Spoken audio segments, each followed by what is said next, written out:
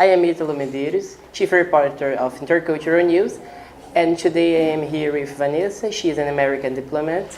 Nice to meet you. Nice to meet you. Could you tell us a little about your academic and professional life? Sure.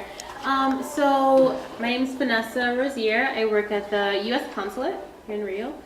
I'm a diplomat. I joined the Foreign Service in 2015. 2015? Yeah. I used to be a journalist. I went to school in Washington, D.C. for my bachelor's and master's degree. Before that, I grew up in Connecticut, in the northern part of the United States. And I think I'm the only one in my family who speaks more than English, another language. It's really cool. Well, why did you change from journalism to diplomat? So, in the U.S., we are really interested in the news about the United States. I was really interested in the world and what's going on outside of the U.S. And so, for me, being able to learn about other cultures and tell Americans about these other cultures, tell foreigners about Americans, that was an awesome opportunity.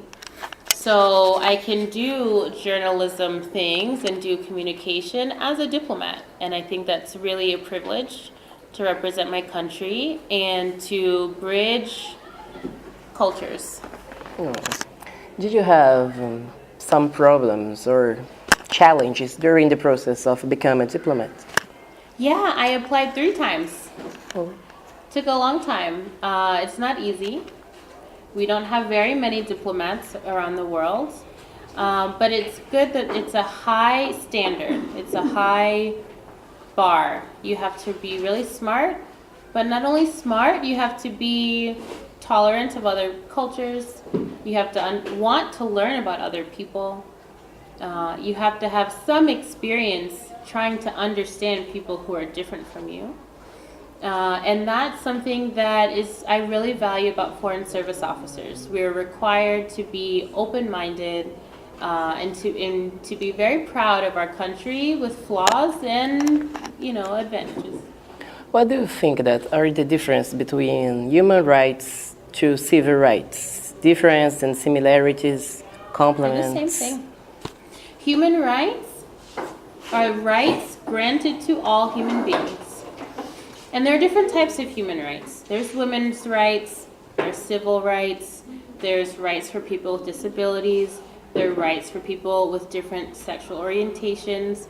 There's so many different ways that humans are different that we need to address to prove that we're not all different. We are afforded the same opportunities, right? So civil rights is one part of the human experience, being able to vote just like every other citizen, being able to have the same protections under the law like every other human person in our country. So civil rights is a type of human rights, if that makes sense. Yeah, during the Black movement process, probably talking about 1968, the 60s, that was an important moment to Black movement. We had the Universal Declaration of Human Rights. It's from 1948. And how do you how do you see this question? Because Black people were fighting for civil rights, but do you believe that they were having and using the human rights that they need to have? So I think that the civil rights movement, this about 10 years of a lot of struggle and peaceful, nonviolent protest against unjust laws. These 10 years did not come out of nowhere. So you have universal declarations of human rights that came before. You have, Supreme Court law decisions that determine that human rights is valued. Human rights is the law of the land in the United States. It took a long time to arrive at the civil rights movement because there were small, different pockets of decisions being made to support human rights, and now was the time to fight for them in practice, in buses, in schools, in different housing in neighborhoods. The civil rights movement was the accumulation of all of these successes and a huge concentration of time to fight for these successes to be implemented in real life.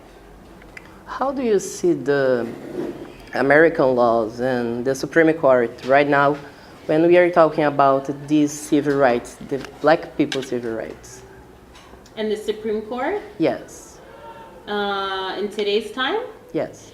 I mean, the Supreme Court, I really value the checks and balances in the United States. And when one branch of government makes sure that the other branches are doing the right thing. And the Supreme Court, our justice system, is very strong in making sure that the federal laws are being abided by at all levels in our legal system in the country. And so from the civil rights movement, from this one Supreme Court case, Brown versus Board of Education, that says separate is not equal, since then we've seen legal decisions being made that support human rights and civil rights. And these decisions being made in the courts are then being implemented at a state level and on a city level. So I think there's still progress to be made. There will always be court cases that challenge civil rights and challenge the interpretation of what that means in different communities. But I'm really proud of our way of using history and evaluating changing times to fit current situations. So the Supreme Court decisions during the civil rights movement were very, very important. Yes. Barack Obama was the first black American president of the United States, and he made some changes and showed us equal rights and put in practice something from the U.S. Constitution and more than other presidents, I think. How do you see the actuation of this president in the period that he was working to promote rights? So it's interesting times these days. I think after Barack Obama's administration, during Barack Obama's administration, there's been an increased conversation about race and how people feel about other races and people who are different from them. There's no way to avoid that conversation when you see a black president. So in America, we've had more and more conversations and not so peaceful conversations about what race means to Americans. So during our current administration, we're continuing this conversation and we're trying to deal with race relations in the United States in 2017. And it's hard and it's difficult and it's a very personal struggle for every American. And I think we've made a lot of progress, and it's now time to continue you can call it a fight or continue America's progress towards a more equal country. Yes, now Donald Trump was elected, and we know that he has a so different political of Barack Obama. And how can we live now that we have a president that don't want to make the same thing that Barack Obama made? And it's a different dialogue, a different discourse about rights and human rights. When we are talking about also the United Nations, we know that it's a so different way of make in American politics. How can we see this? So every 4 years, right, we have a presidential election in the United States. And after 2 terms of these 4 years, that president can no longer run again. What we found in U.S. history is that after one party has held the presidency for 2 terms, usually the other party gets elected. we have a two-party system. So when Democrats have had a long time in office, usually a Republican will come in. If two Democratic presidents are elected, almost certainly a Republican will come in. And what is happening now has been happening for years for the majority of our history in politics. A Republican candidate has entered office after 2 terms of a Democrat, and they have different politics. And Americans see things differently. And like I mentioned earlier, with checks and balances, you have a president who's a Republican, and you have Congress people who are both parties. You have the Supreme Court, who is of no party and has no affiliation with any political party. So now we're seeing politics that are different from our previous president. And that's something that we've seen throughout history, and that's something that America will have to sort out and make sure we're following our values that we hold dear to us. Yes. Well, considering the time that you are in Brazil, how do you feel with similar situations when we are talking about civil rights in the United States and civil rights in Brazil? Mm-hmm.